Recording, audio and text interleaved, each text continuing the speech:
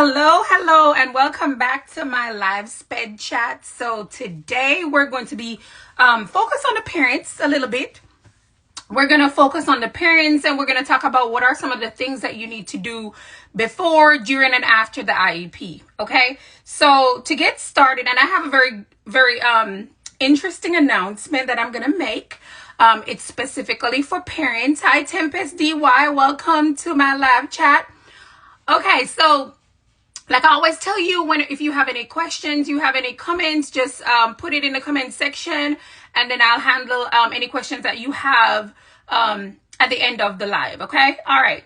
So for the parents, if you have a child that's a diverse learner, these are some tips, some things that you need to do before, during, and after the IEP. These are just few tips. If you need more information, just go ahead and schedule a free consult with me, and I will be more than happy to help you.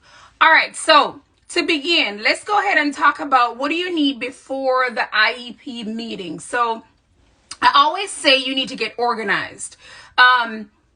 Teachers usually have their paperwork organized. As parents, you also need to have your paperwork organized. You need to have something that you actually write your dates in as well. I'm going to show you, I got these things from Amazon. Okay, so this is a folder that you can use to get all your paperwork organized. It's on Amazon. It's a little over $8. You can use this. It has some pockets as well that you can use to get all your paperwork organized in this folder. You also need a calendar. Now, I also purchased this on Amazon. I think it was maybe about $4 or $5 on Amazon. You need to have a calendar as well, especially at the beginning of a school year. Just like you have the educator might have their calendar, you as a parent, you need to have a calendar as well. And the reason for that is because whenever you have meetings, sometimes you have a lot of things going on and you'll forget the date. So you want to make sure you have a calendar that you go ahead and put the date, the time, the venue of the meeting in your calendar. So the first thing, you want to get organized, and using these two pieces of items will help you to get organized. The second thing, you want to make sure that you provide the teachers with an up-to-date contact. So you want to give them up-to-date phone numbers, you want to give them up-to-date address, and you also, if you have an email, you want to go ahead and give them your email address as well. This is because if they need to send notifications, they can send it in your email, they can send it to your address, and they can call to let you know that they have sent notices for the meeting. So you want to make sure that you have those up to date, because a lot of times it's very frustrating for educators when they're calling parents and they're not getting any response because the numbers are out of date. So you want to make sure that they have those up-to-date numbers. Okay, then the third thing, you want to make sure that you agree with the time of the meeting. You want to make sure that you agree with the date of the meeting, and you want to make sure that you agree with the venue where the meeting is going to be taking place, because you work, or you might have other things that's going on. Make sure that you're in agreement with where, when, and how the meeting is going to take place. Okay. All right. And then the fourth thing, you want to make sure that you provide your statement. If it's an annual IEP or if it's an amended IEP, you want to make sure that you provide your statement of concern. So if there's something that you have concern about, you want to let the teacher know so that they can document it on the IEP before, or they can document that during the IEP meeting. But you want to make sure that you write that statement, or if it's something that you want added to the IEP, you want to make sure that you submit that statement. All right. So during the IEP, and these are just a few tips. If you need more, like I said, just schedule a consult with me, okay? All right. So during the IEP meeting, one of the first things you need to make sure you do, ask questions. Do not be afraid to ask questions. Make sure you ask questions. Ask for clarifications. If there's something that you do not understand, make sure that you ask for that. Take notes. Take notes of decisions that were made in the IEP meeting. Take notes of things that were said that you think you need to document it, and maybe you have to go back to. You might want to make sure that you document that.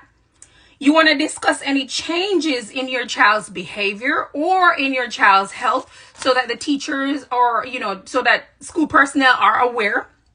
You want to go ahead and make sure you let them know of these things.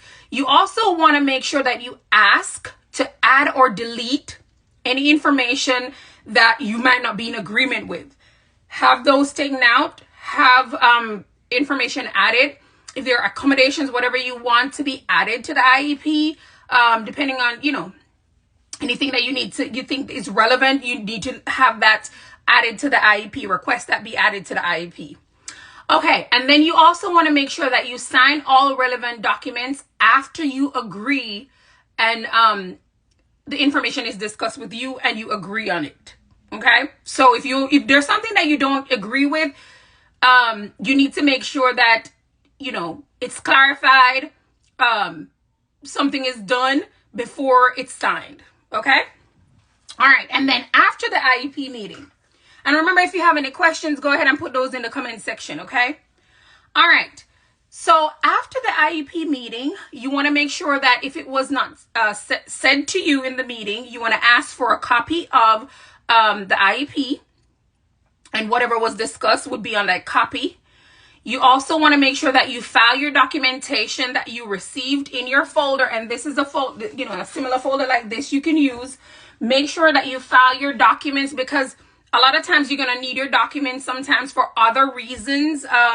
Your pediatrician might need a copy, or, you know, you might need it for other reasons. So you want to make sure that you file a copy, file your IEP and all the documentations in your folder to keep up with that.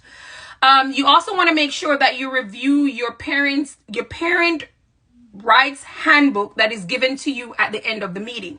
So usually at the end of a meeting, like an annual meeting, you're given you should be given a booklet which outlines your parental rights as a parent of a diverse learner. You should have that. You want to make sure that you review it so that you're up to date with information or new information.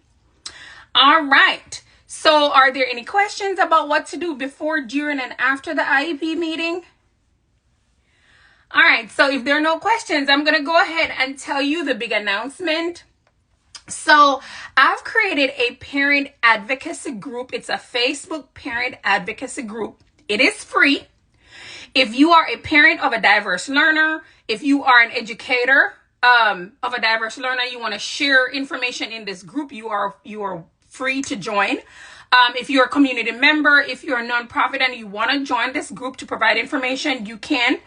This group is designed to help parents. It is kind of a collaboration with the school and the community and the home.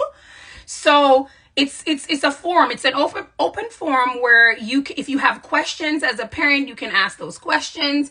If you have suggestions of how you have, you know, things that you have used to deal with your own child, your own diverse learner, you can add that in this advocacy group.